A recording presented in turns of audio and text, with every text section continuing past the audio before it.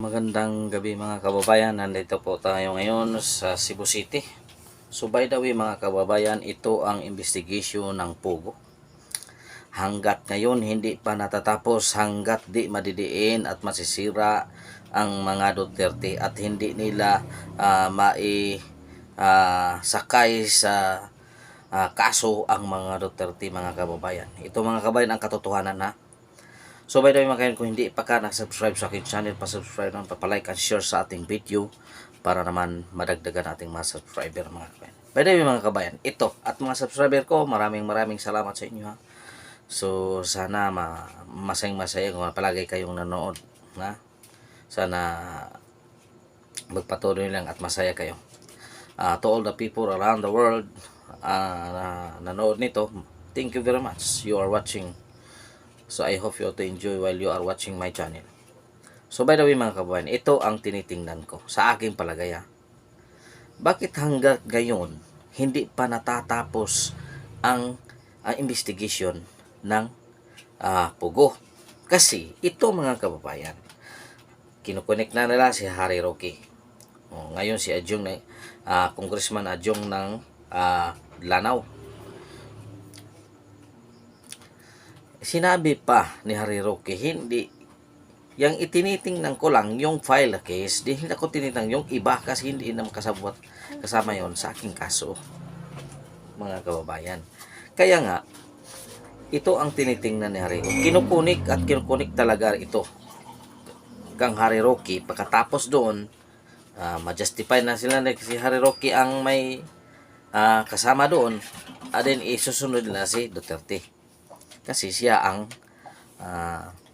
nag-utos na i-legalize ang Pogo.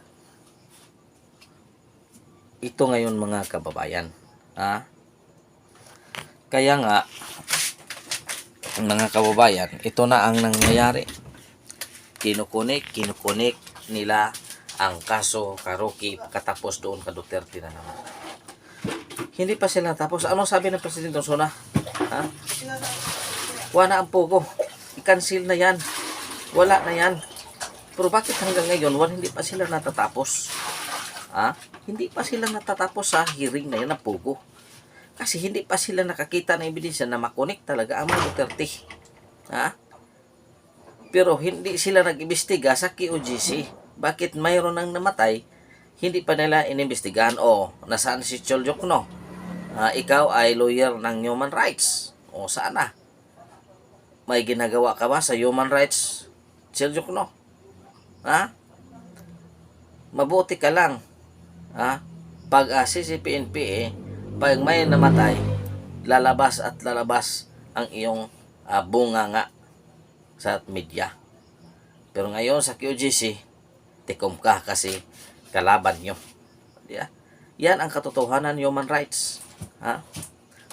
Ngayon, hanggat hindi nyo nakunik ang kaso kay Duterte, hindi nyo tinatantanan ang Pogo. Sa panahon ni Duterte, ilan ang mga lisensyadong Pogo dyan? 400. Ngayon, ilan na?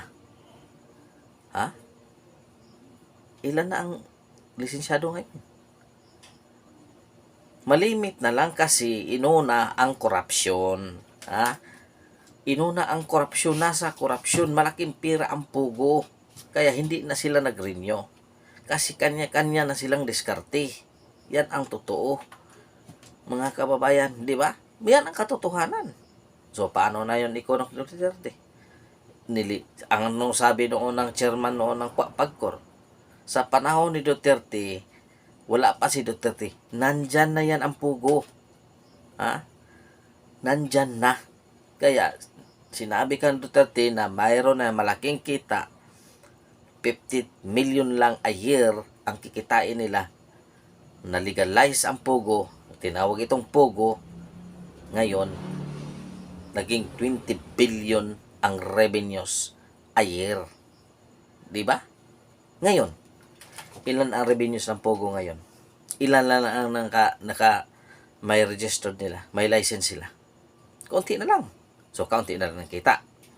Ngayon, pilit ninyong idikit-dikit kang Duterte niyan. Di ba? Pilit ninyo idinikit. Kasi 2 years na ang nakaraan, pilit ka Duterte pa rin kasalanan, hindi kayo gumagawa ng kabutihan. Ha? Duterte pa rin. 2 years na, wala na ba kayong nagawa dyan? Lahat lahat ng palpak ninyo, inipanapasan niyo ka Duterte. Si Duterte noon naging presidente, ipinapasa ba niya ang kapalpakan nga doon kang Noynoy Aquino? Di ba hindi? Hindi kayo nakarinig. Ginagawa niya ang paraan para mapunan ang pagkukulang ng ating bansa. Ngayon, anong nangyari sa ating bansa? Kung hindi lang nakapandemic, ang ating bansa ay talagang napakarami ng investment. Tumama ang sakuna. Lahat tayo may ayuda. Lahat tayo nakakain. 'Di ba? Kahit sabihin natin konti lang ay nabot sa atin, pero at least meron. Kung sa panahon ngayon ni Marcos, ay ko ba kailan ano kaya ang magagawa ng tao? Hindi makalabas, walang pagkain, anong mangyari? Anong gagamitin natin? Ha? Gagamit na ba tayo ng pulburon? Ha? Ganyan? Yan ang katotohanan, mga kababayan. Pilit ninyong idiin si Rocky, sasabihin ninyo na si Rocky ay may... So ano meron kung merong madokumento? Abogado yan, di ba? Hindi ibig sabihin doon, kaya may dokumento siya doon na nakuha, involved na ang isang tao. Ngayon, kung sabihin ko sa inyo, ang administrasyon nito, kung may document makuha doon sa Pogo Hub, ano mangyari? Sasabihin ka na nino, involved din. Hindi, di ba? Yan ang katotohanan, mga kababayan. By the way, mga kababayan, maraming salamat sa inyong suporta. Maraming salamat, mga kababayan. Sana pagpalain tayo ng Panginoon. Magamit lang natin din ang kasaganaan sa buhay. Maraming salamat. God is good all the time. All the time, God is good. Pitsenyor kaninyong tanan, mga kababayan. Salamat sa mga subscriber na walang sawang sumuporta sa akin. Maraming salamat sa mga subscriber ko. I love you all. Thank you very much.